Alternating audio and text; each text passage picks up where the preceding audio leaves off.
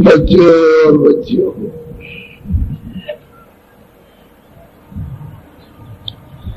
जिस रामायण को रोज पढ़ते हो, 1589 में उत्तर प्रदेश में राजापुर गांव में 1589 में गोस्वामी तुलसीदास जी का जन्म हुआ था। सच्चिदानंद प्रभु धामा, उसका कोई नाम नहीं, उसका कोई रूप नहीं, उसकी कोई लंबाई चौड़ाई नहीं, न नाम रख सकता है न रूप, और न उसकी कोई लंबाई चौड़ाई वर्णन कर सकता। कहते हैं ऐसे प्रभु को हमने अपनी आंखों से देखा। ये तो उन्होंने देखा, उन्होंने रामायण लिखी, लेकिन आप क्या पढ़ते और क्या देखते हो, ये महात्माओं की कमाई थी। मनुष्य रूपी मंदिर में जब महान आत्माएं उस घर से आने जाने वाली मिल गई तो उन्होंने कृपा और दया कर किसी के ऊपर कर सकते।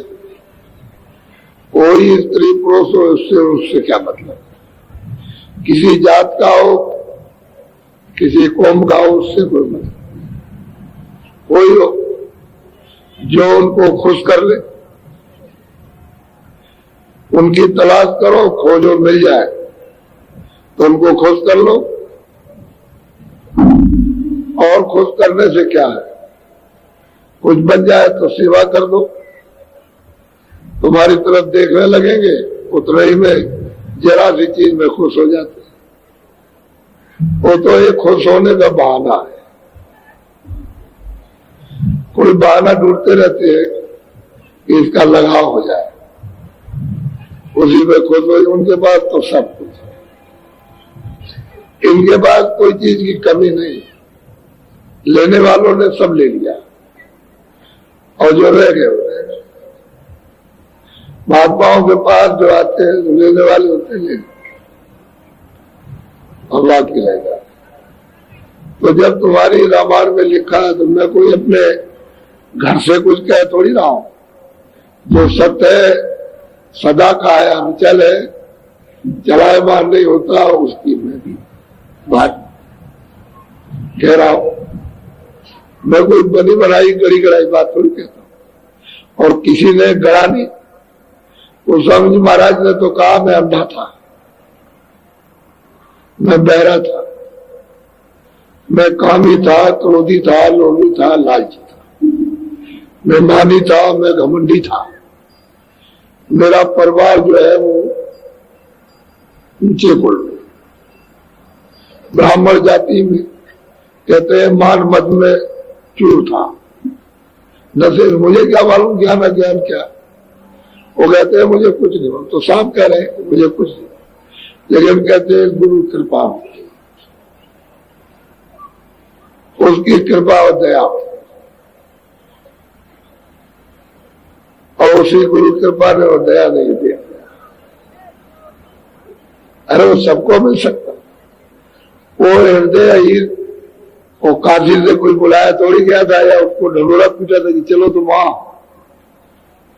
जब लोग अपने आप उनके दर्शन करने के लिए नर नारी झाड़ कर कि इतना छोटा बच्चा है जिसको ज्ञान प्राप्त हो गया, उसकी अलौकिक वाणी और सुन करके सब मोहित।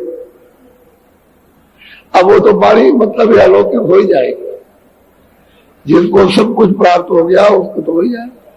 तो सब के सब झाड़, यानी मतलब है कि तुम तो बेसमय आते हो और वो सब समय से पहुंचते थे। एकदम बच्चे कच्चे लाज लूट करके सब दर्शन करते। उसी में ये कुछ बुलाया थोड़ी गया था, ये हृदय जात का नाम का हृदय ही जात, वो भी उनके झुंड के साथ आया दर्शन करने, दूर से देखता। जब वो सब चले जाए तो बैठा रहे और उनको देखता रहे। जो कुछ कहे उसको सुनता है। अब वो धीरे धीरे कभी जाए कभी आए कभी बीच में लौटे, बैठता रहे तो कुछ मतलब सेवा कर, तो वो देखते थे ये सेवा कर रहा है, झाड़ू लगा रहा है। उनको तो एक बहाना चाहिए, ये पानी ला रहा है घड़ा रखा, पूछा वाले तुम कौन हो? कह लगे मैं नौकर हूं, मैं हूं काम। तो तुम रात भर यहाँ रहते हो और दिन भर बैठे रहते हो? कह लगे मेरी तबीयत कहीं नहीं,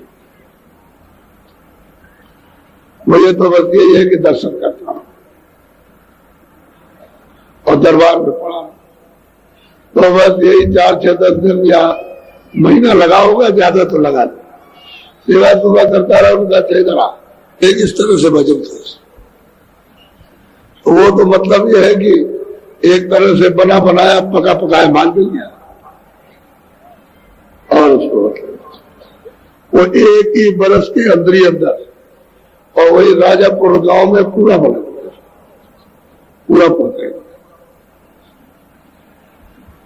उसमें कोई किसी तरह की कमी नहीं, सब। तो कहने का मतलब उनको तो कोई बहाना चाहिए दया देने का, और जब कोई बहाना नहीं मिलेगा तो कैसे?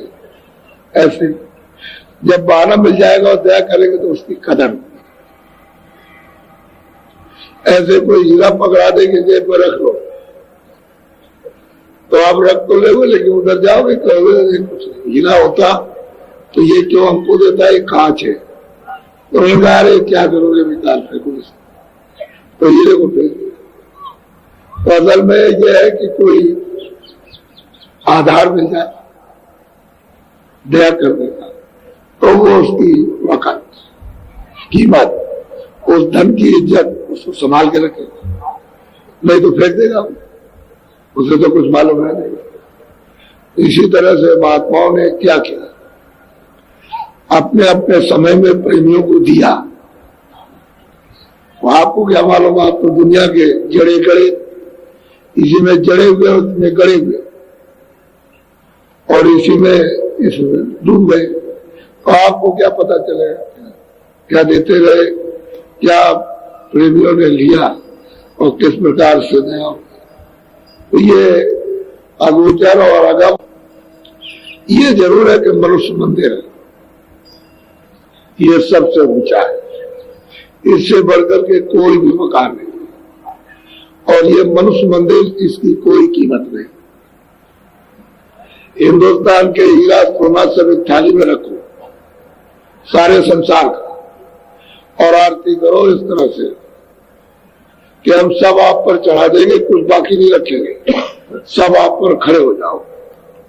तो ये सोना चांदी हीरा ये कुछ नहीं रखे, इतना अमूलक ये मनुष्य शरीर है जो आपको मिला है, जिसमें अभी बैठे हुए, और दोनों आंखों के बीचों बीच सूरत बैठी है, उसको सुरते ही कहते हैं। वैसे पिछले वक्त में जीव या जीवात्मा उसको, लेकिन असली संतों का शब्द सूरत है।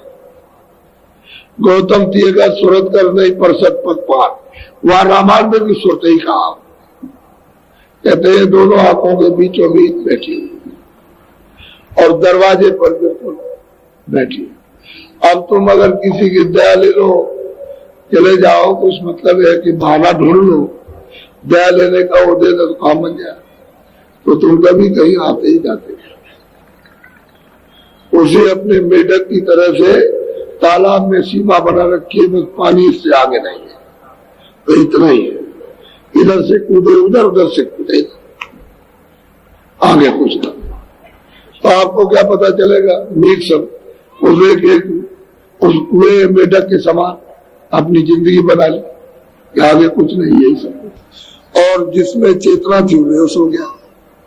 अब ऐसा है कि आपने ये सब सुइयां लगाई, काम की, क्रोध की, लोभ की, मोह की, इन विकारों को उससे उस चेतन को बेहोश कर दिया। अब आप उससे बेहोश करके काम ले रहे हो अपनी इंद्रियों से, बस, और गंदगी काट रहे हो। अब वो जीवात्मा बेचारी उस सूरत क्या कर सकते, अब महात्मा मिले तो कुछ काम कर सकते। इसलिए कोई मैं अपनी तरफ से कोई डर के बात नहीं कह रहा हूं, ऐसा कभी मत समझिए। तो जो है वो है, और जो सब पाएंगे सब गाएंगे, जिन जिन को मिला सब ने गाया। मीरा कहती है कि भाई मैं उस गुरु के लिए ढूंढ रही थी, तलाश कर रही थी, बेचैन थी कि मुझे कोई मिल जाए रास्ता दिखाने वाला। तो खोजत फिरो भेद बाकर को, कोई न करत बखानी। कहते हैं मैं उस घर का भेद खोजती फिरती हूँ, लेकिन कोई रास्ता बताने वाला मिलता ही नहीं। खोजत खोजत मिले रैदास संत सतगुरु। कहते हैं वो रैदास जो है वो गुरु मिल गए। दीना सूरत सैदानी, कहते हैं सच्चा रास्ता सूरत का उन्होंने दिया कि जो आने और जाने का था। तो कृपा उन पर हो गई, उन पर हो गई, दया हो गई।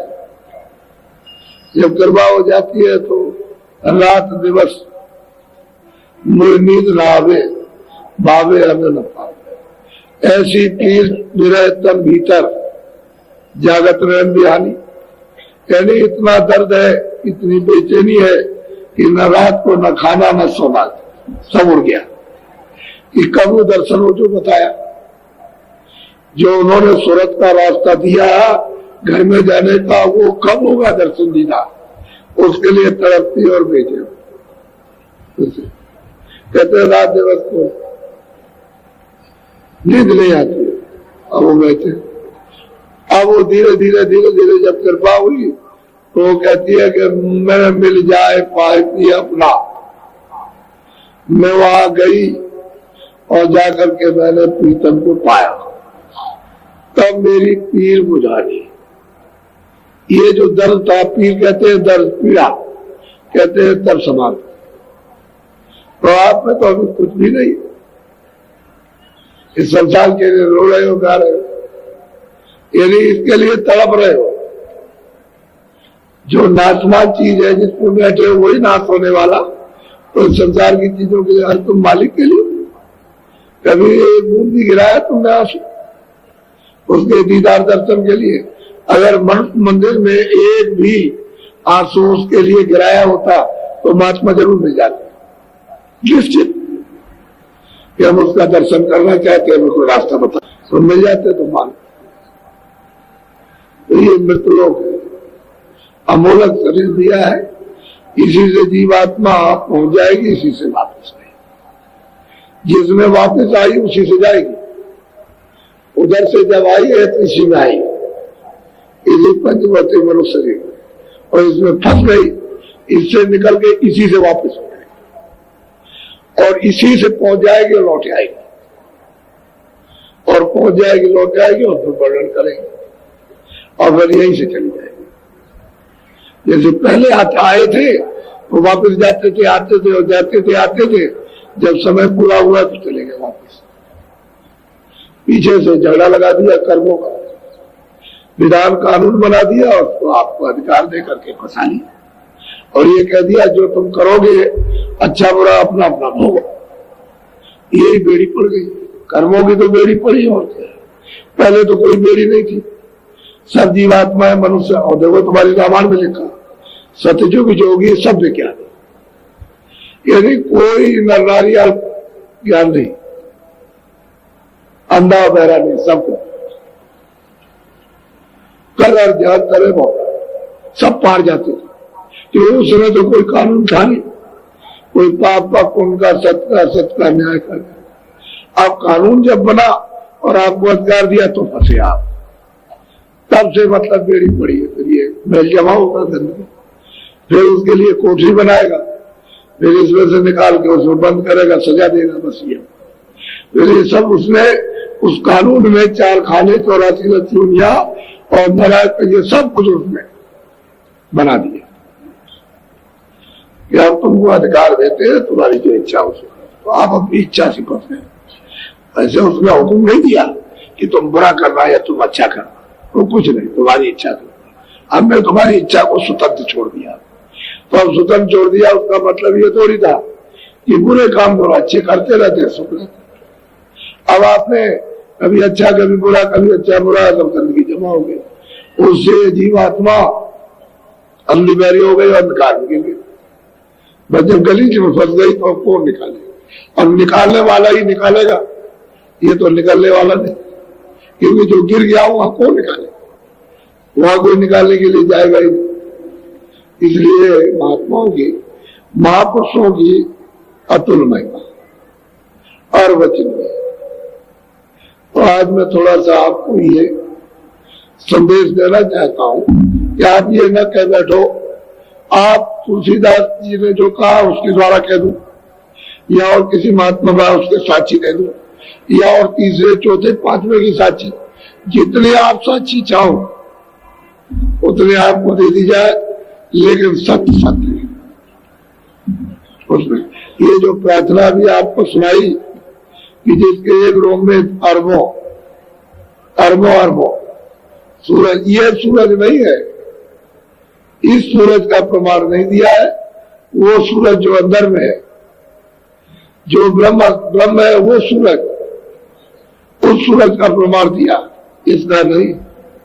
वो अंदर में जो तारागणों के मंडल, अनेकों मंडल है तारागणों के, चेतन मंडल और चांद है, उसका प्रमाण दिया, इसका प्रमाण नहीं दिया। ये जो सुबह डूबता और शाम को निकलता, शाम को डूबा सुबह निकला, ये नहीं, ये रात वाले तारे नहीं है, वो जहां रात्रि नहीं होती, वो चांद और सूरज और तारे, उनका प्रमाण दिया। एक रोम में उसके लगे, तो ये बताओ कि एक रोम में जब इतने, तो कितना बड़ा रोम होगा। तब ये भी तो सोचना चाहिए कि जब इतने इतने एक एक रोम के अंदर में लगे हुए, तो रोम भी तो बड़ा होगा, तो छोटा मोटा तो रोम होगा, तो शरीर भी उतना बहुत बड़ा होगा। वो अतुल महिमा है, तुल्य में नहीं आ सकती, कहने नहीं आता, अर्वचन कोई कह नहीं सकता। जो कुछ भी महात्माओं ने किए सारे किए। अब थोड़ा सा आप विधि विधान से थोड़ा आप सत्संग सुनिए, आप बोलो, बहुत ध्यान से सुनिए आप। सबकी याद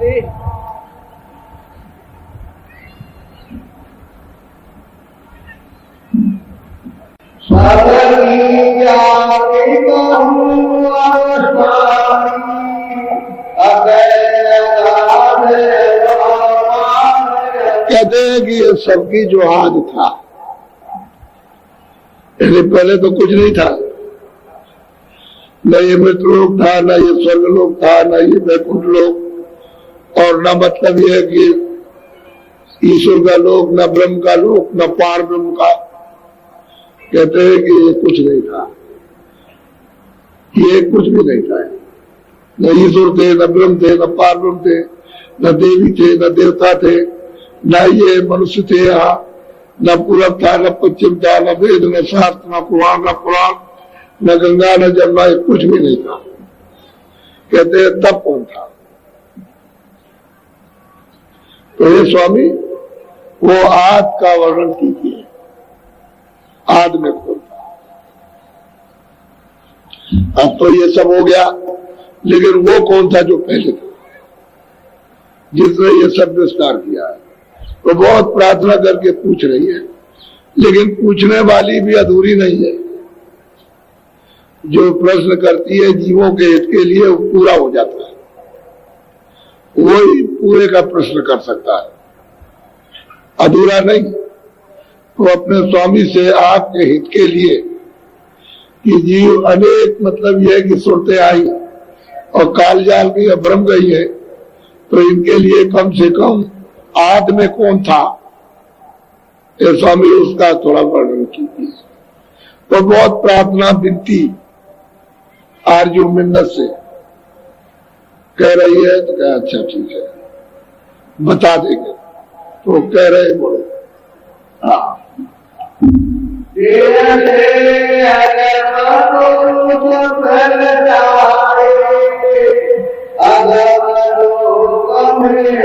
अब वो कहते हैं कि देव सूरत, पहले तो मैं अनाम था, अरूप था, आगाध था, मुझसे अलग कोई चीज थी नहीं, ये सब चीजें मुझ में समाई हुई,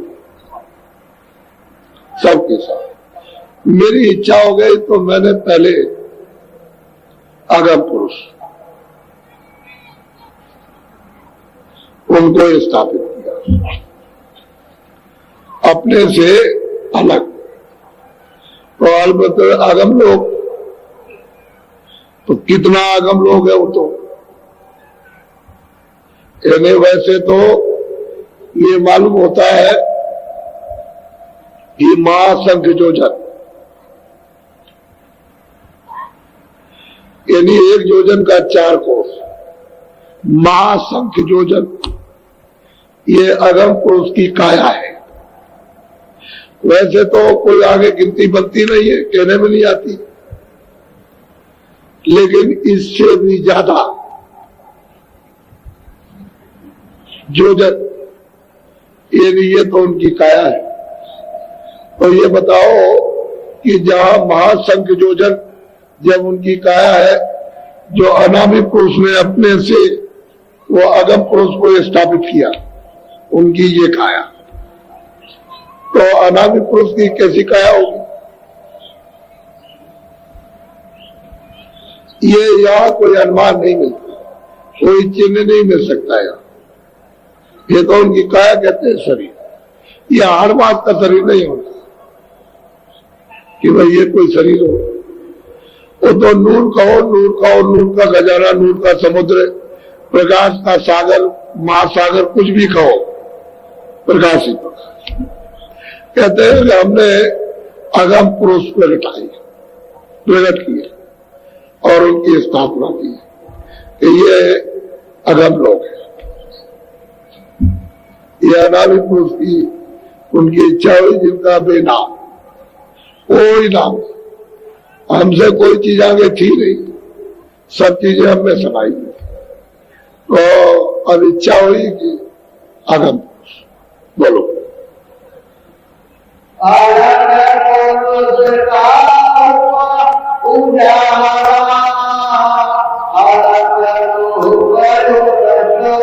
फिर वो अनादि पुरुष मालिक ने, उन्होंने अलग पुरुष, वो अलग लोक में उन्होंने इसका, तो उनकी भी काया क्या छोटी है क्या? अब कितने बड़े बड़े देश थे वो कोई कहने में आ सकते, सही सच्ची बात तो उसको तो अब ये वाद से विस्तार शुरू हुआ। अगम लोक में उन्होंने उनकी स्थापना की। चलो बोलो।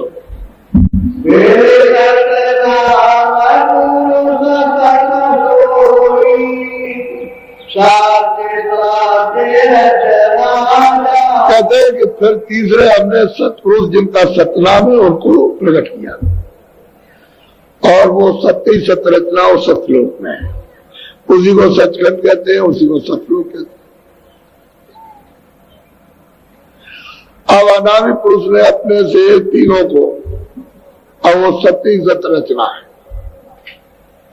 वो तो अनादि तो अलग है, वो जैसे वैसे ही है, पहले भी थे अब भी और आगे भी वैसे रहेंगे। उनसे ये तीन प्रकट हुए और अलग अलग स्थापित। अब सतलोक में जो सत्य ही सत्य रचना, वो उन्होंने उससे कहते हैं सब सत्य ही सत्य, अब भी वैसे। अब ये तीनों कितने युगों कितने मुद्दतों तक रहे इसका कोई गिनती तो है नहीं, यहाँ तो उसकी गिनती नहीं है। वही बोलो।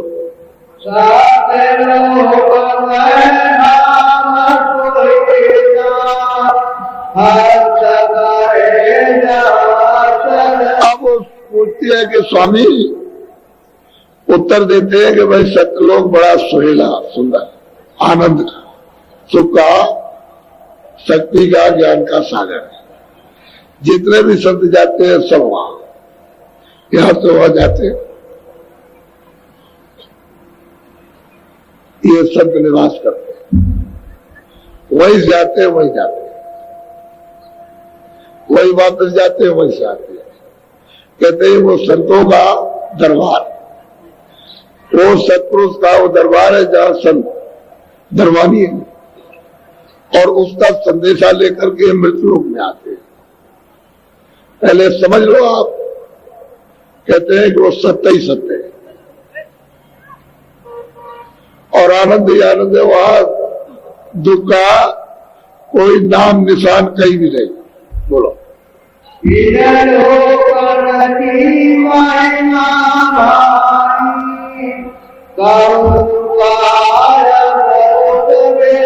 कहते ये तीनों लोग मुझसे अलग, और इन लोगों की महिमा इतनी भारी है कि उसका कोई वर्णन नहीं कर पाया, न कर पाया, न कर सकेगा। जितने भी महासंत आए उन्होंने खाली इशारा किया और दोस्तों को जब वहां पहुंचा दिया तो फिर वो अपने आप वहां देख ले। कहते हैं कि तीनों लोगों की महिमा होता है।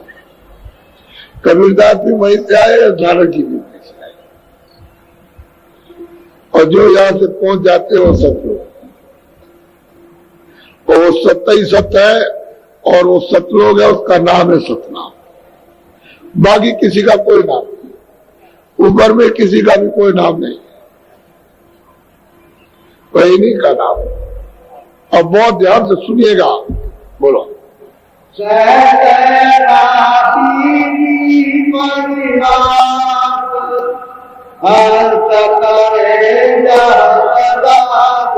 एक एक दीप कितने कितने बड़े हैं, ये एक एक जर्रे के अंदर असंख्यों ब्रह्मांड समाये हुए। वहां के एक एक जर्रे में असंख्यों ब्रह्मांड है। ये है वहां की महिमा। बाकी और चीज का तो कोई वर्णन कभी कर ही नहीं पाया। एक जर्रे असंख्यों ब्रह्मांड समाये।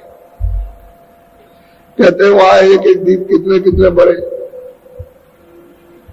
अब उसको ध्यान कौन करे? कागज मिलेगा नहीं, स्याही मिलेगी नहीं, कलम मिलेगी नहीं, कौन इतना समय मिलेगा नहीं, कौन वर्णन करे? बोलो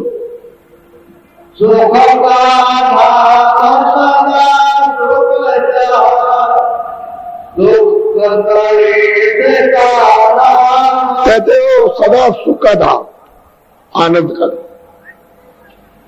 वहां मतलब ये है कि वहां कोई जड़, कोई ये, कोई वो, अंधेरा, ये सब कुछ वहां है।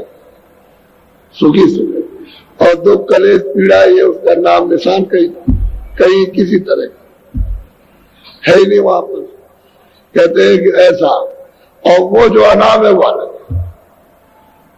वो तो अभी शत्रुओं की इशारा कर रहे, उसको बता रहे सूरत को कि सूरत तूने हाथ का पूछा है तो मैं तुझे बताता हूं कि मैं हाथ का ये हूं। मैंने इनको तीनों को स्थापित किया। मेरा तो नाम अब भी अनाम है, पहले भी अनाम था और आगे भी अनाम रहेगा। मेरा तो कोई नाम रूप है। और सबने कहा कि वो अनाम है, वो अनाम है, वो अनाम है। सब जितने भी यहां से गए सबने बताया कि अनाम है और सबने प्राप्त किया। बोलो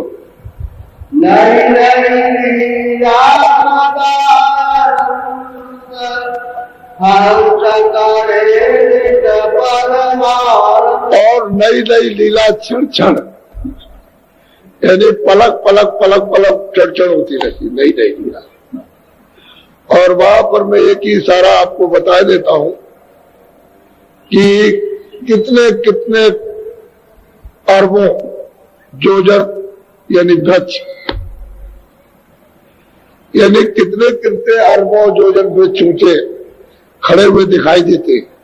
अब उन वृक्षों में क्या है ये तो मैं नहीं बताऊंगा, लेकिन इतने, और ऊपर से नीचे तक जो दृश्य कहते हैं क्षण क्षण होता रहता है।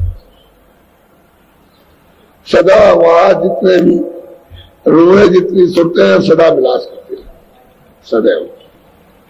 अब मैं एक वृत्त की बात करता हूं और वहां तमाम मतलब है, वो तो सुख का सागर है। नई नई लीला होती रहती है।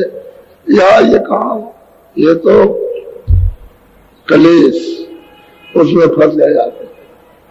तुम उसी को छोड़ के आए हो, वही सुख का विलास, सुख का आनंद जो नई नई लीला देखते थे उसी को छोड़ के आए। अब वो तो यहाँ आया नहीं है, तो तुम कैसे टिकोगे, क्या पाओगे यहाँ? तो वो चीज तो है नहीं जिसको छोड़ के आए, और उसी की खोज कर रहे हो, कहीं मिल जाए, कहीं मिल जाए, कहीं मिल जाए, कहीं नहीं मिल जाए।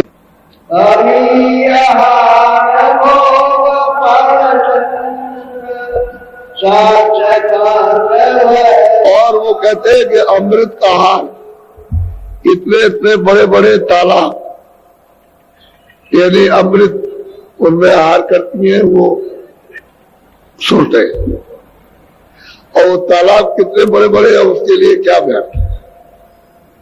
अमृत, यहाँ तो अमृत है नहीं, यहाँ अमृत कहीं मिले, वो तो अमृत तो वहां मिलेगा। सच्चा पीनो कहते प्रचंड अमृत का हार होता है, वहां ये सब कुछ भोजन भाजन नहीं है, कुछ नहीं। कोई वहां आग जलती है या वहां पानी है, क्या तुमको चूल्हे पर पकाओगे? सब कुछ एक एक सूरत के अंदर यानी कितना कितना प्रकाश है।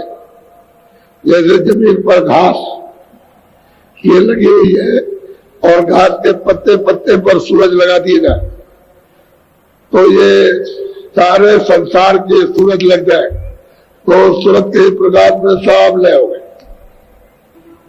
एक एक सूरतों का इतना इतना प्रकाश है, तो क्या वर्णन हो सकता है उसका? कहते हैं सुख का सागर अन्न तथा रुए की आत्मा विलास करती है। या बोलो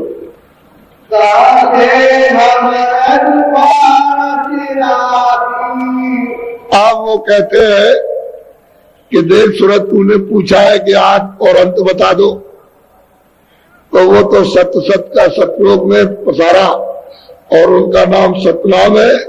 अब उसकी सतपुरुष की इच्छा हुई जिनका नाम सतनाम, कि उन्होंने नीचे इतनी जोर की आवाज, एक धटकार निकाली जिससे उसने अनेकों अनंतों ब्रह्मांड स्थापित कर दिए। आवाज निकली और बना दिया उसने सबने। तो कहते हैं कि फिर क्या हुआ?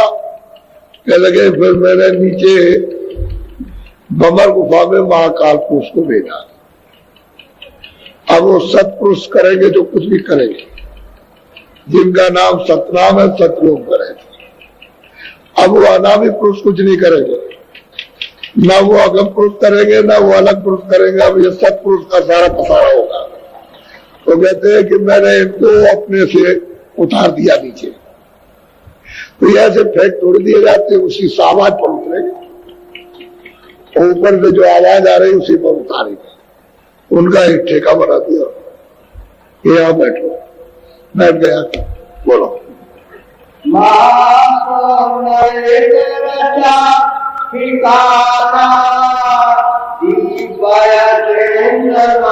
कहते उसका नाम है महासुर।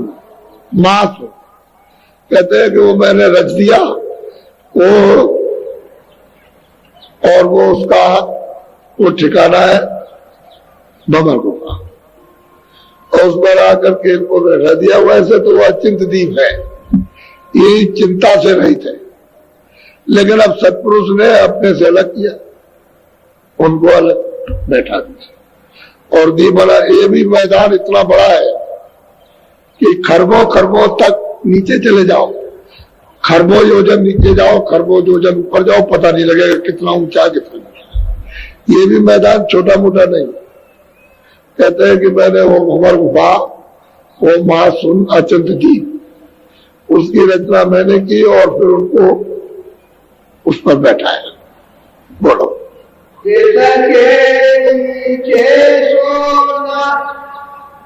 अब वो महापुरुष कहते हैं कि हाँ बोलो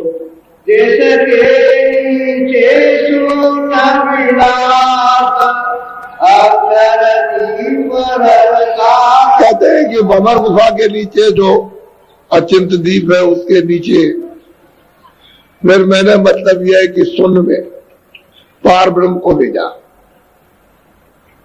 उसका नाम ही सुन है, उसको सुन्नी कहते हैं, लेकिन वैसे उसका नाम है 10वां द्वार। कहते हैं मैंने पार ब्रह्म को भेजा और मैंने मतलब यह है कि उस 10वें द्वार स्थान पर बैठा दिया उनको। अब वो अलग हो गए, अत्यंत दीप अलग हो गया, उस पर सोहम पुरुष, इस पर मतलब ये पार ब्रह्म। कहते हैं कि ये भी छोटा मोटा लोग नहीं है, ये मुसलमानों का अल्लाह है। ये सतपुरुष ने रचना की, सब रचना सतलोक से, जिनका नाम सतनाम है वो सब कर रहे हैं। बोलो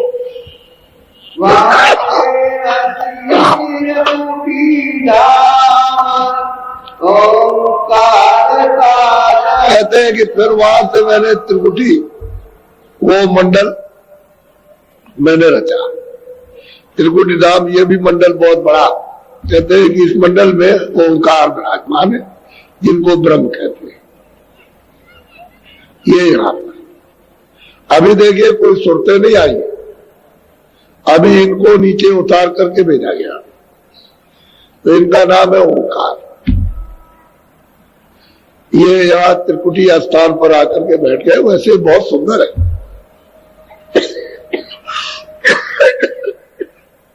यहाँ ये सतपुरुष ने ये रचना शुरू की। बोला हाँ,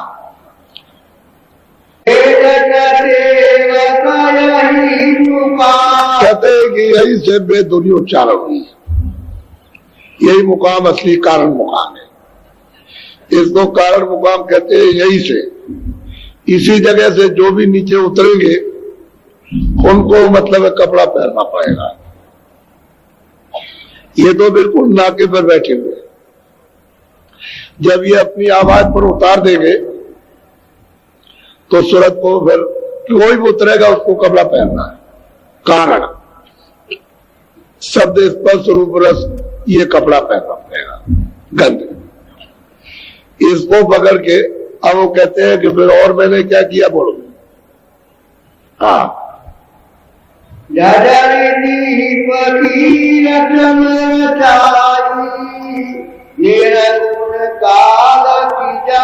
कहते हैं जजरी दीप, यानी इसको कहते हैं सूक्ष्म लोग, यानी सैदल कमल, ये ईश्वर का स्थान है। इसी को निरंजन भगवान कहते हैं। मुसलमानों का खुदा है, ईसाइयों का गाड है, हिंदुओं का ईश्वर है। नाम इनका निरंजन। ये जजरी दीप सैदल कमल में आकर के इनको यानी सतपुरुष ने बैठा दिया। यहाँ ये त्रिलोकी का ये कारण, तीन लोग के वास्तव में मालिक है। ये यहाँ के और अन्य लोग के और जो उनका सूक्ष्म लोग है उसके मालिक। ये तीनों लोगों के कर्ता धर्ता है।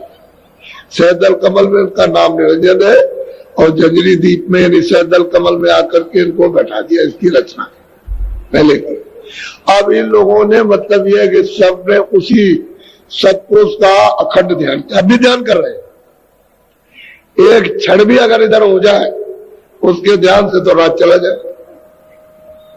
जितना आप नहीं डरते हो उतना ये सब बैठे हुए सतपुरुष से थर थर थर थर थर थर थर थर कांपते। आप कुछ नहीं डरते हो और वो कांप रहे हैं। तो ये मतलब ये है कि सब उसका ध्यान करते हैं। ईश्वर भी, ब्रह्म भी, पार्वती भी और महाकाल को सब उसी सतपुरुष का, जो सतलोक में जिनका सतनाम वो सब उनका ध्यान करना है, उनका मतलब। अब ये जो नीचे बैठ करके ये तो मंडल तो सब बन गए, लेकिन जब तक ये सुरतें वहां से नहीं भेजी जाएंगी तब तक कोई रचना किसी मंडल में भी नहीं होगी।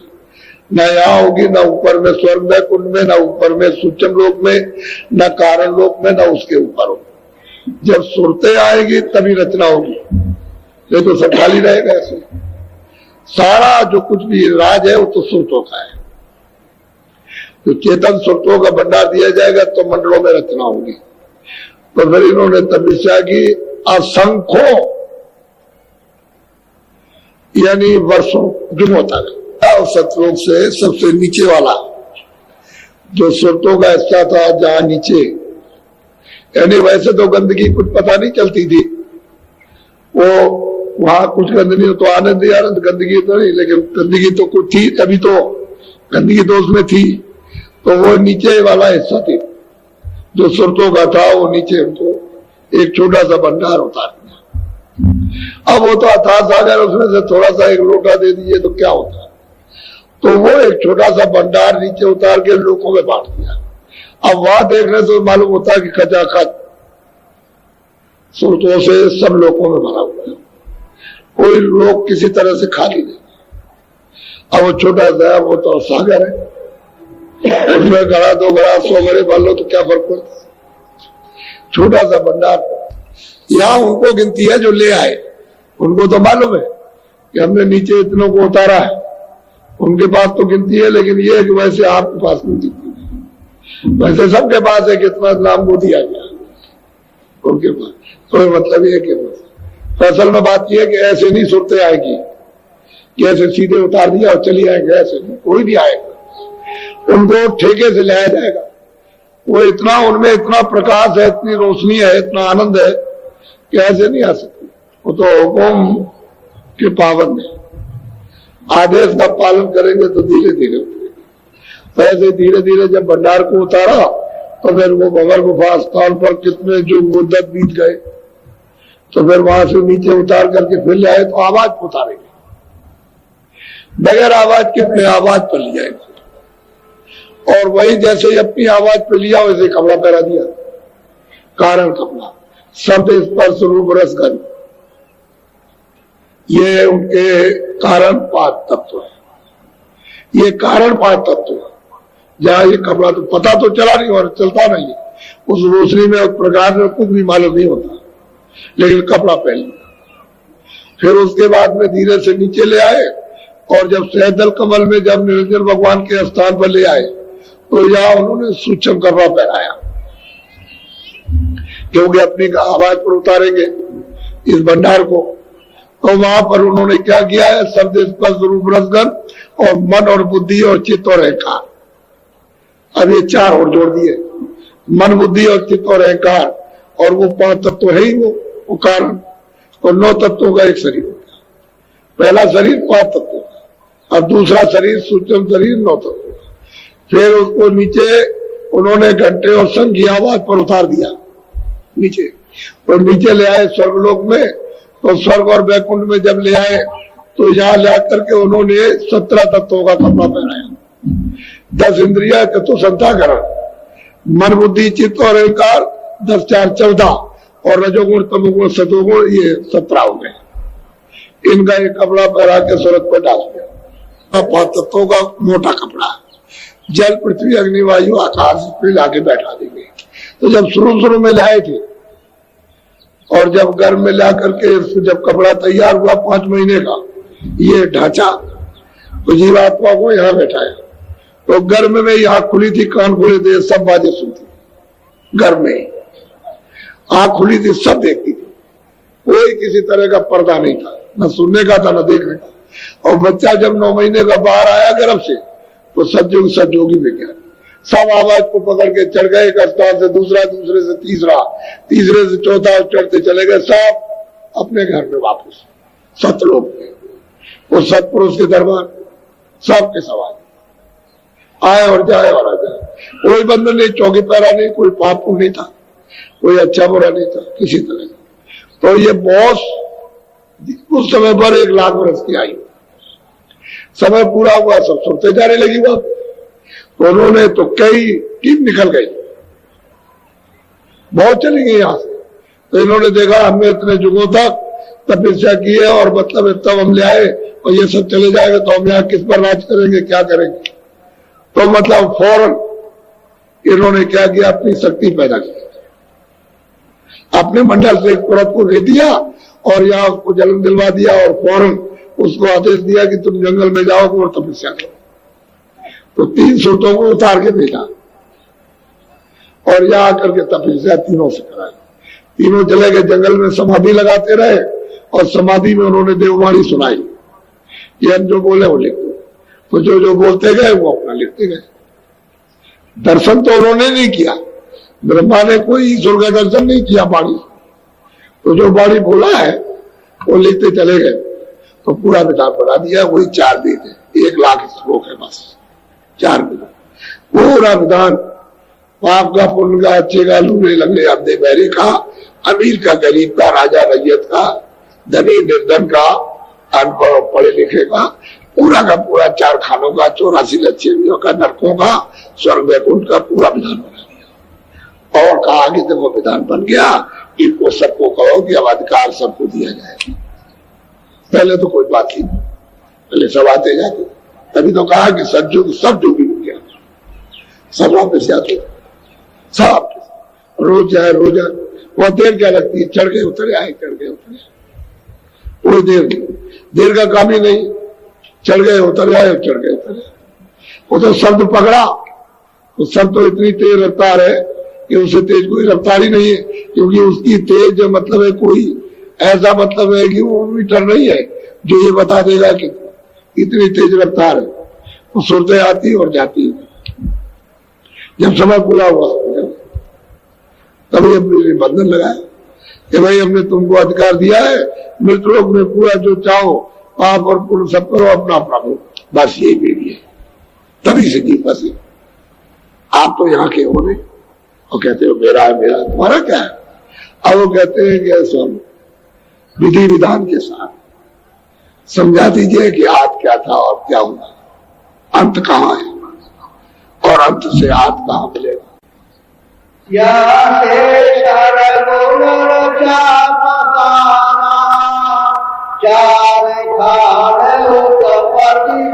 कहते हैं कि सरगुण पसारा यहाँ से ये रचेगा, इनको अधिकार है सरगुण पसारा ये होगा इनका। जो सैदल कमल में ईश्वर विराजमान है, जिनको खुदा कहते हैं, गाड कहते हैं, वो ये सब पूरा कर।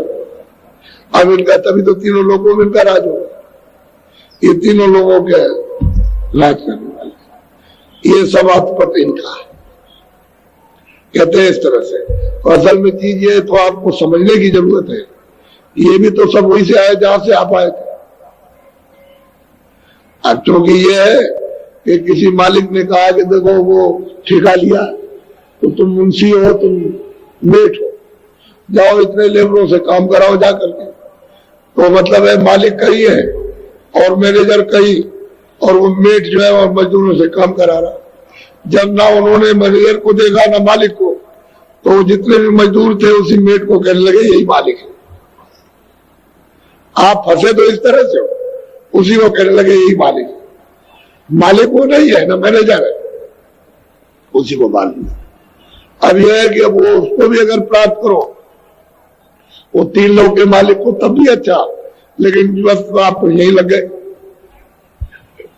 और ईश्वर कहीं नहीं, भाई यही है जो कुछ है, ये देवी और देवता यही सब। और देवी देवताओं को भी आपने नहीं देखा। अरे देवी और देवता क्यों बने, ये शब्द क्यों आया कि उन्होंने उस चीज को प्राप्त किया तब तो देवी और देवता बने। जब जीवात्मा निर्मल ज्ञान को नहीं प्राप्त करती है तो कैसे देवी देवता बनेगा? जब उनको वो शक्ति नहीं मिली तो मतलब ये जड़ में फंस गए, यही देवी देवता है, ये देवी देवता। अब यह है कि मेट के बंधन में, अब मेट भी नहीं मिल रहा, मेट भी गायब हो गया, मजदूरी कौन देगा? अब तो रात दिन किए जाओ, अब मजदूरी तो मिलने वाली नहीं, क्योंकि तुम दिन भर सड़क पर मिट्टी डालो, लेकिन शाम को जब बंद करो तो मजदूरी कौन देगा? वो तो कहेगा, वो इंजीनियर कहेगा हमने तो तुमसे कहा नहीं था कि सड़क में मिट्टी डालो। जब हम कहे मिट्टी डालो तो हम मजदूरी देंगे।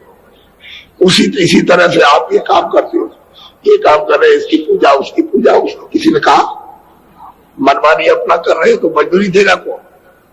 वहां तो कोई नहीं मजदूरी देने वाला। कोई सामने है? कोई नहीं सामने। आप मतलब मेहनत करते हो कुछ नहीं। सही बात तो यह है कि सब मेहनत आपकी व्यर्थ जाती है और न समझते हो पाप क्या और पुण्य क्या है। तो ये सब जो पसारा है, ये सब सैदल कमल में ईश्वर का ये सब पसारा है, वो तो अलग है। उसमें तो अपनी मौज मर्जी फरमा दी, उसको महाकाल को अलग कर दिया, पार्वती को अलग कर दिया, ब्रह्म को अलग कर दिया ईश्वर। अब ये सब तैयार करें। कृष्ण भगवान ने अर्जुन को कहा कि देख अर्जुन, ये सामने चीटा घूम रहा है, कितने बार ब्रह्मा हो गया और अब इसको गति ये मिली है चीटे की। तो वो अवध वहां भी है, जो ब्रह्मा विष्णु महादेव जिस स्थान पर बैठ करके और ये सब काम कर रहे हैं, उनकी भी एक अवध है। जैसे अवध पूरी हुई वैसे यहाँ आई, किसी राजघराने में, किसी सेठ साहूकार घराने में जन्म लिया, सब सुविधा सब ऐसा आराम पा करके फिर उन्होंने शारीरिक पाप उनके भोग हो गए, फिर सीधे चलो 84 तक। अब वो 84 बन गए। तो कहते हैं कितने बार ये देखो ये चीटा बना, वो कहते हैं उसकी तरफ इशारा कर। और सही बात तो यह है कि आप लोग इस भेद को समझते नहीं, और सीधा रास्ता है, टेढ़े मेढ़े की काम ही क्या। हमें नाम को आप पकड़ के आए थे, नाम छूट गया, अब ये नाम ऊपर में आवाज आ रही है तो उसी को आप पकड़ लो, फिर वापस हो जाओ। तो भेद ही चाहिए। जानकार जब उसकी युक्ति बताएगा, जब उसका भेद बताएगा और सूरत को नाम के साथ जुड़ तभी तो होगा। ऐसे कैसे आप चल जाओगे? यानी शब्द बिना सुरता नहीं, नाम के बिना सूरत ही अंधी हो गई। अगर सूरत नाम को पकड़े रहती तो अंधी किस बात की थी? तो आंख खुली रहती, कान खुले रहते, फिर तो जिसको पकड़ के आई थी उसको पकड़े रहती, वापस चढ़ जाते। अब वो छूट गया तो अंधी और बैरी हो गया, अपना दिखाई देता ना सुनाई देता। अब यहाँ पर आप मिट्टी डाल रहे हो, मजदूरी कौन देगा? इसलिए जो कुछ भी आप कर रहे हो सब उल्टा। फिर होते हो कि हमने पूजा की, हमने पाठ किया, हमने गंगा स्नान किया, हमने देवी की पूजा की, हमने इसकी पूजा की, हमने सूरज की पूजा की, और कुछ नहीं। चारों तरफ से आप, अरे भाई वो तो भजन तो ऐसा है कि जब आप भजन करो तो कष्ट दूर होते, लेकिन वो आत्म भजन करो। तुमने तो इंद्रियों का भजन किया, तो इंद्रियों का भजन तो मतलब विकारों का है, काम है, क्रोध है, लोभ है, इसका भोजन करते रहेगा। इससे आपको कैसे आराम मिलेगा, कैसे सुख मिलेगा, मजदूरी कैसे मिलेगी? ये तो कहते हैं विकारों को चुनो। महात्माओं के हाथ ये विकार छुए जाते हैं। इनको जब अंदर में रस मिलेगा, आनंद मिलेगा, तो ये विकार अपने आप भागे दरवाजे से। तो अंदर घर में प्रवेश हो गए, अब निकाले नहीं निकलते। तो जब इनके पास नाम का जब डंडा पड़ेगा तो कौन भाग जाए? वो तो नाम एक शब्द है, वो तो उसमें शक्ति है। तो जब वो पढ़ता है तो सब भाग डरते उससे। फिर क्या आता है? शील है, क्षमा है, संतोष है, विरह है, विवेक। जब ये आ जाएंगे और अड्डा जमा लेंगे तो काम करो लोग हो, ये कार्य का जितनी जरूरत है उतना काम ले लो और समझ के काम लो कि भाई इसलिए हम काम देते हैं, इससे इसलिए क्रोध से, इसलिए लोभ से, शिक्षा के लिए। ये नहीं कि उसी में अज्ञान में डूब जाओ आप। तो ये 3 लोग का ये पसारा है, और बड़ी विधि विधान के साथ बोलो।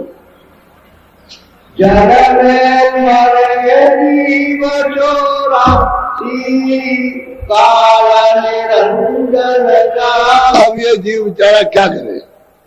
जब उन्होंने पाप पुण्य का ये रगड़ा झगड़ा लगा कर अधिकार हमको दे दिया, हम उसमें अपनी इच्छा से फंस गए। हमको तो मालूम नहीं था कि भाई ये भोगना पड़ेगा, तो हम भोगने लगे। तो जीव क्या करे? जलता मरता, जलता मरता, 84 जाता, नरकों में जाता। अब कोई सुनने वाला? तो देखो कितने बकरे काटे जा रहे हैं। अच्छा, जीवात्मा है तो वही है जो मनुष्य शरीर में आई थी। ये बकरों में, गाय में, भैंस में, घोड़े में, गधे में, कुत्ते में कोई दूसरी आत्मा नहीं है। ये वही है जो दोनों आंखों के पीछे बैठी। इसमें से निकाल कर उसमें बंद किया, इसमें से उसमें बंद किया, उसमें से अब तुम बकरी हो गए, अब तुम गाय हो गए, तुम ऊंट हो गए, तुम गधा हो गए। उसमें 4 खाने 84 ने छोटे बनाई, इसमें से निकालेंगे, उसमें बंद करेंगे। अब जीव जलता है, मरता है, कीड़े बन गए, पतंगे बन गए, फिर मरो मरो और जन्मो, रोज मरो जन्मो।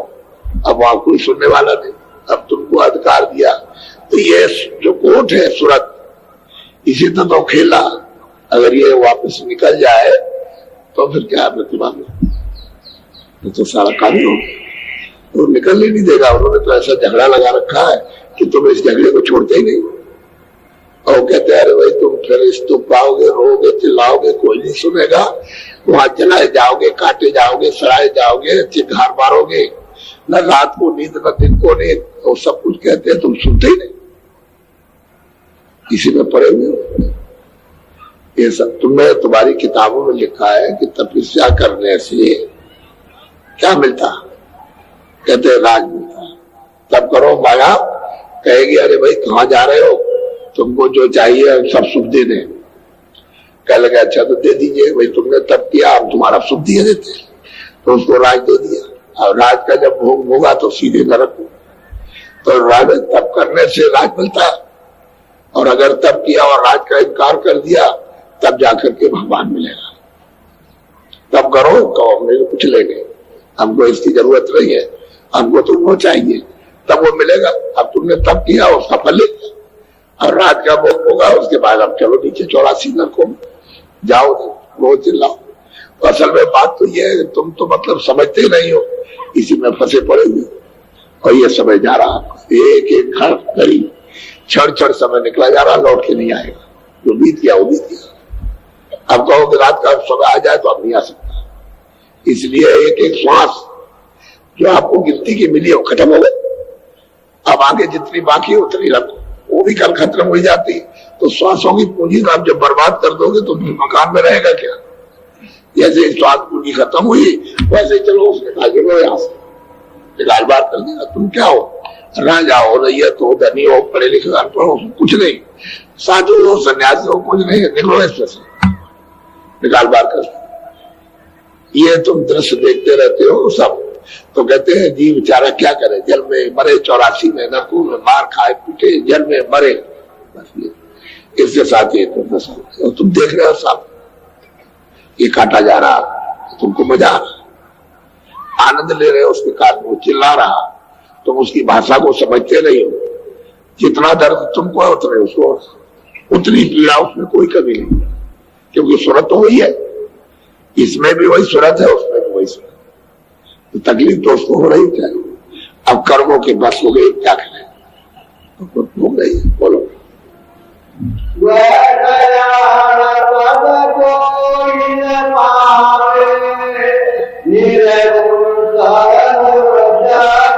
कहते हैं कि वो दयाल खुद जहां से जीवात्माएं आई उस सत्य देश से, जहां सत्य ही सत्य पसारा, जहां सतपुरुष विराजमान है, कहते हैं वो कोई नहीं पाता, वो जानता ही नहीं। यही है सरगुण निर्गुण, सरगुण निर्गुण, सरगुण नहीं निर्गुण है, सरगुण है निर्गुण, इसी में लड़ते झगड़ते हो। कोई कहता सरगुण है, कोई कहता निर्गुण है, बस इसी में झगड़ा जा रहा हूं। अरे किस बात का झगड़ा, क्या सरगुण है? तुम सरगुण समझते हो, निर्गुण समझते, झगड़ा कर रहे, इसमें बर्बाद होता है। कोई कुछ कहता है, कोई कुछ कहता है, कोई हिंदू कुछ कहते हैं, मुसलमान कुछ। किस बात के हिंदू मुसलमान? अरे मनुष्य शरीर है वो तो एक ही है, 5 तत्वों को आपको मिला है, दोनों आंखों के बीचों बीच सूरत को बैठाया, और ऊपर से आवाज आ रही है, उसको पकड़ो अपने घर में चलो। बात किस बात की? क्या झगड़ा है दुनिया भर? और ये झगड़े तुमको लगा दिए कर्मों के, बस इसी में फंसे हो, ज्ञान अज्ञान, ये झगड़ा करते रहो बस।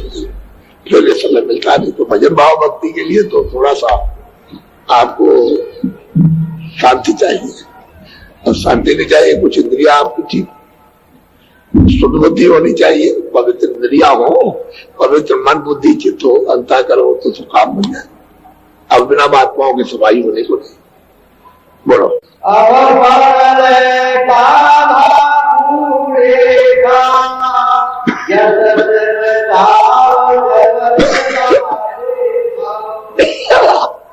अरे सूरत, तूने जो पूछा है वो मैं आपको मैं बता रहा हूं कि इसका अंत कहां हुआ।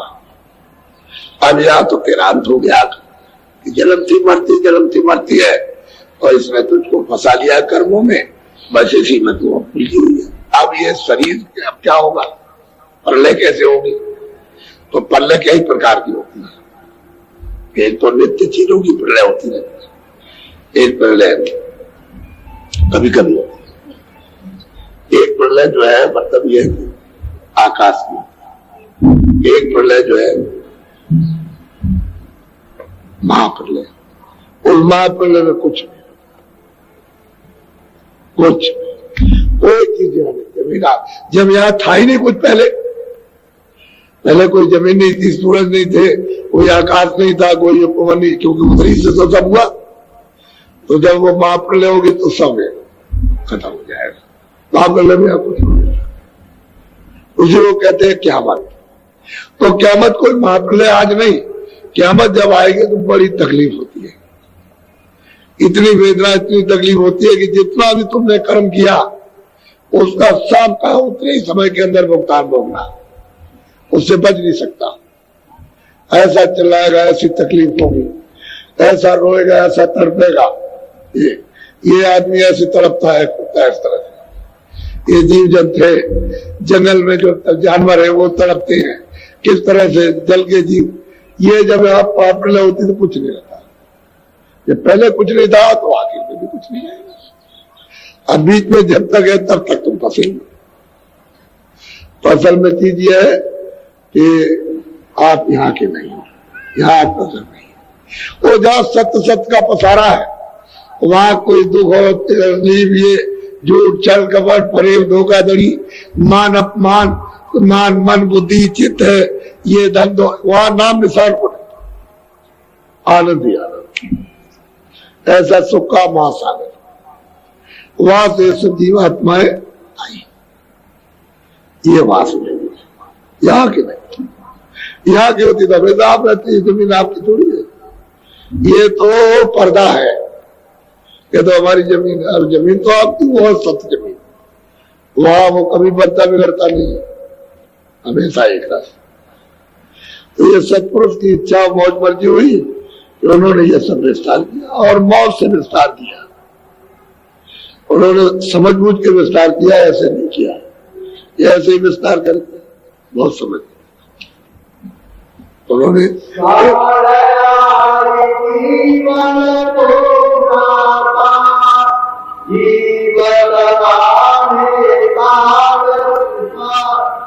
बस कहते हैं कि अब फिर समय ज्यादा लगेगा, इसको समझाने में समय ज्यादा लगेगा, चल जाओ।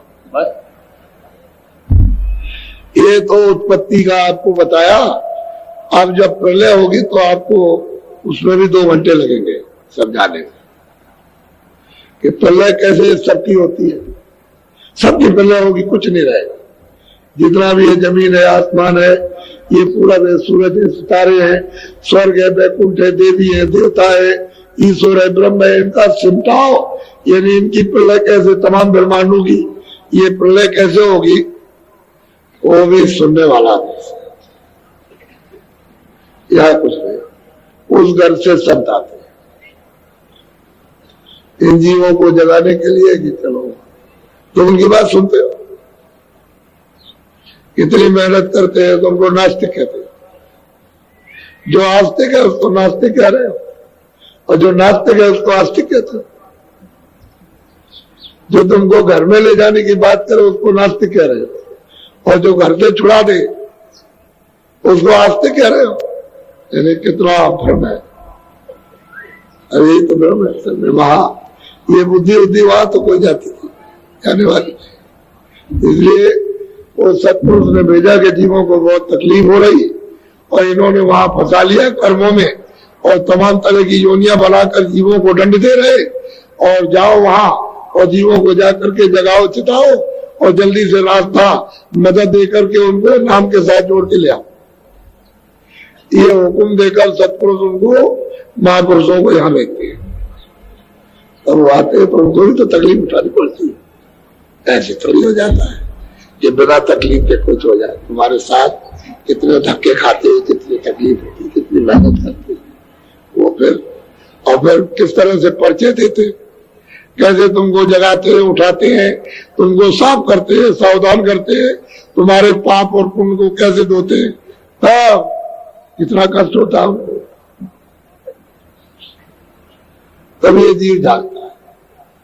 ये जग गए तब पूछ रहे कि स्वामी बताइए ये सब तक औरों का भी लाभ हो जाए। तो फिर उनको प्रश्न किया है तो कहना पड़ रहा है, सब तरह का प्रश्न किया, कुछ बाकी नहीं रख, सबने किया। जो जो उनके पास रहे और जो गए उन्होंने सबने जीवों के हित में प्रश्न किया। तुलसीदास के यहाँ, उनके यहाँ प्रश्न किया, और के वेदास को जितने भी लोग आए सबके साथ प्रश्न, भक्तों ने उनके साथ प्रश्न किया। जानकारी प्रश्न कर सकता, अज्ञान क्या करेगा? जो नहीं कुछ जानता हो क्या करेगा? और वो जो जानकार होता है इसलिए पूछता है कि जीवों का भला हो जाए, ये बात। तो फिर उनको सब बता आज कैसी विस्तार में, यह कुछ नहीं। अब आपको ये मालूम हुआ कि हम भी वही के रहने वाले, ईश्वर भी वही। वो भी वहीं से आए, ब्रह्म भी वहीं से, पार भी वहीं से आए, यानी खुदा भी वहीं से आया, रब भी वहीं से, अल्लाह भी वहीं से आया, और मतलब है कि रसूल भी वहीं से आए। सब जीवात्माएं, सब जितने भी चराचर, वो सब वहीं से आए। बस फर्क इतना ही है कि विधान बना करके मृत्युलोक में कर्मों का अधिकार देकर के बचा लिया। और मनुष्य शरीर में कर्म होते हैं, अन्य शरीरों में कर्म नहीं, वहां भोग होता है। कर्म किए हुए कर्मों को आप जो कर्म किया उसका भोग हो, वो तो और योनिया है, मनुष्य योनि है कर्म करने के लिए। तो इसी में कर्म बनता है और में भोग होता है। तो उसमें भोग समाप्त होगा, इसमें कम करोगे तो तैयार होगा। इसमें फंस गया, इसलिए शाकाहारी रहो, सुधार करो, सुधार मत करो। अनाज है, सब्जी है, फल है, दूध है, घी है, इनको सोबा खाओ, अच्छे से अच्छे कपड़े पहनो, रोज बदलो, अच्छे मकान और झोपड़ी में रहो, लेकिन शाकाहारी रहो। बीड़ी तंबाकू का गैस जो होती है, कभी हवा होती है, कभी वायु विकार होता है, उसको खारिज करने के लिए बीड़ी तंबाकू का पी सकते हो। पहले बीड़ी तंबाकू का रवाज नहीं था, हुक्के का रवाज था कि वो पानी में से धुआं आएगा तो नुकसान नहीं करेगा, और सीधा ही मारते हो आप, वो तो नुकसान करेगा। सिगरेट पीते हो, बीड़ी पीते हो, अब ये भी आदत खराब, तो फिर और कोई नशा करने लगे तो बुद्धि पागल हो गई। और नशे के लिए मना किया, और कोई नशा मत करो जिससे बुद्धि पागल हो जाए। तो कभी वो बीड़ी पी सकते हो, तंबाकू खा सकते हो। हम तो कभी खाते पीते थे, हमको तो मालूम है नहीं, आप खाते। और नशा मत करना साथ, इसी अशुद्ध आहार से बीमारियां फैलती तरह तरह की, और घर में बच्चे बीमार रहने लगे। अब वो शरीर ही जो बना, यानी जहां गला तैयार हुआ, वो बीमार था, तो आप भी बीमारी तो उसमें चली गई, उसकी बीमारी उसमें, तरह तरह के कोड़ होने लगे। अब घर में, अब वो घर ही से बीमारी जब शुरू हो तो डॉक्टर बेचारा क्या करे? वो डॉक्टर तो डॉक्टर है, वो तो कोई ना कोई गोली दे देगा, लेकिन अब ये वो तो ठीक होने वाला ही नहीं, वो तो घर ही से बीमारी लगे, जहां से तैयार हुआ उसको बीमारी लगा। सब ये शरीर बीमारियों के, साफ बीमारी, जितने चेहरे मोहरे साफ तकलीफ भरे हुए, रो रहे चिल्ला रहे। अब ये तकलीफ तो रास्ते से जाएगी, रास्ता छोड़ दोगे तो कैसे काम होगा? आप सोच लो, गलती तो आपने की। आपको तो महापुरुष आए जब जब जब संत जगत में आवे, ढूंढ भाल उनके गिनवन, जाए करे दर्शन और सेवा, हाजिर रहे गिरे चले। आपको तो चाहिए था उनको ढूंढते, तलाश करते, उनके पास आते जाते गिरते कि हमने जो गलती की है हमको माफ कर दीजिए, दया कीजिए। आप अब गलती नहीं करेंगे, हमको मालूम नहीं था कि ये गलती है, ये बुरा काम है, ये अच्छा काम हमको नहीं पता था, पता चला तो दया कर दीजिए, इसको क्षमा कर दीजिए। तो वो क्षमा कर सकते हैं, उनके पास पूरा पावर है क्षमा करने का, उनमें कोई कभी नहीं है, वो क्षमा कर देंगे। वो धर्मराय का खाता ही निकाल लेते हैं, जहां लिखा पड़ा है वहां रोज ही आते जाते, कोई कागज ही निकाल। तो तुम्हारे पास जब कुछ रहेगा नहीं तो फिर किस बात का डर? उसको फाड़ देते। तो महापुरुषों को समझते ही नहीं उसको, तो आप उनकी खोज नहीं करते। अब ये बड़े भाग से मनुष्य में मिला, तुम क्या आए जगत में, क्या जन्म लिया जगत में, मिली न पूंजी नाम की। अगर तुमको नाम की पूंजी इस मनुष्य शरीर में नहीं हुई तो जन्म लेने से क्या लाभ था? कुछ नहीं। यदि कुत्ते बिल्ली जन्म लेके मर जाते, वैसे आदमी भी जन्म लेके मर गया। अरे मनुष्य शरीर अमूलक है, ये उस पूंजी को प्राप्त करने के लिए दिया गया था। उसने कहा था कि ये मेरा मकान है शुद्ध सौदे, इसको ले लो और इसमें बैठ करके अपनी जीवात्मा को जगाओ। आपको चाहिए था जगा लेते, आपने तो मतलब ये कहा, तो उसने जो शुद्ध मकान रखना हमारा हमको दे देना, तो आपने उसके मकान को गंदा कर दिया और तुमने जीवात्मा को भी नहीं जगाया। वो सजा नहीं देगा, आपको बख्श देगा, इसलिए वो सजा देता। अब मतलब यह है कि किसी महात्मा की तलाश तो करते नहीं, इसलिए ये महात्माओं की कोई महिमा नहीं कर सकता। कहने को कहते हैं कि महिमा करते हैं, कुछ नहीं जानते। महात्मा के बारे में, महापुरुष के बारे में जानते ही नहीं। नाम संत कहते, संत किताबों में पुरानी नहीं है, पुरानी किताबों में तो संतों का नाम ही नहीं। ये तो 7 से बरस के अंदर ही संतों का नाम आया, पहले नहीं था, किसी किताब में आपको नहीं मिला। अब कोई नई बनाओ उसमें जोड़ दो तो बात अलग है, लेकिन पुरानी जितनी भी किताबें आपकी संस्कृत में उसमें कहीं नहीं, ये नाम ही नहीं संत।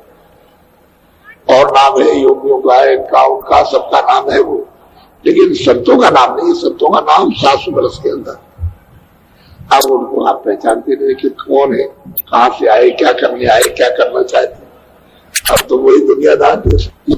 अरे भाई, अगर तुम्हारे शरीर जैसे शरीर में ना आए और किसी और भूत की योनि में आ जाए तो तुम डर के मारे भाग जाओगे। पहले तो भूत आ गया, तो वैसा ही जैसा तुम्हारा शरीर है वैसे ही उनका शरीर, लेकिन वो अंदर से तो जगह पे, अंदर से तो उधर आते और जाते, तभी तो तुमको ले जाएंगे, आएंगे जाएंगे, तो क्या ले जाएंगे आप। तो 7 दिन का कार्यक्रम यहाँ है, 15 से 21 ये भंडारा है। गुरु महाराज ने जो चीज दी थी अपनी दया मेहर से, हम तो वास्तव में कुछ नहीं जानते थे, अंधे थे, बहरे थे, हम तो सत्संग भी नहीं जानते थे सुनना कि सत्संग कहते किसको है, कुछ नहीं जानते थे, हम तो अपनी बात कहते, कुछ नहीं, अंधे हो बहरे थे, अपने को क्या मालूम था क्या चीज सत्संग क्या होता। ये जरूर ध्यान रहता था कि कोई महात्मा मिल जाए और उनके साथ रहे, कुछ सेवा करे, ये जरूर अंदर अंदर अंदर अंदर देख उठता था ऐसा। लेकिन वैसे जानते जानते कुछ नहीं, बिल्कुल एकदम समाचार कुछ नहीं। लेकिन गुरु महाराज की ऐसी दया, ऐसी कृपा, उन्हीं की कृपा। तो उन्होंने कहा था, जब जाने लगे तो कहने लगे, देखो जो कुछ भी करना मेरे सामने करना, पीछे के लिए मत रखो, और जो चीज दी जा रही है उसको आप अपने पास मत रखना, बांट देना। ये बांटने के लिए दिया है, ये रखने के लिए नहीं दिया। बांट देना, औरों का भी भला हो जाए। तो जब जाने उसके पहले ही कह करके गए कि हम तो जाने वाले हैं, हमारा तो समय पूरा हो गया, लेकिन ये चीज जो दी है उसको लोगों को बांटना। हमारे पास समय नहीं है, इसलिए लोग इससे लाभ उठा सकते हैं, लेकिन लोगों को बांट देना। तो हमारी इच्छा भी नहीं थी कि कोई सत्संग किसी से करने की, कि भाई कई सत्संग, लेकिन हम तो चुपचाप रहना चाहते थे। लेकिन अब उनकी मर्जी थी, उनकी दया, उनकी ये चाहे वो महापुरुष, मतलब यह है कि ऐसी अमूल्य वस्तु दे करके गए तो वो कम से कम उनका एक चिन्ह कि भाई चाहते, तो उनकी कम से कम थोड़ी बहुत इस जगत में एक महिमा के ऐसे महापुरुष आया करते हैं। और ऐसी चीज साधारण सादी आते और ऐसी अमूल्य चीज रखे रहती है, जिसको कोई नहीं जान सकता।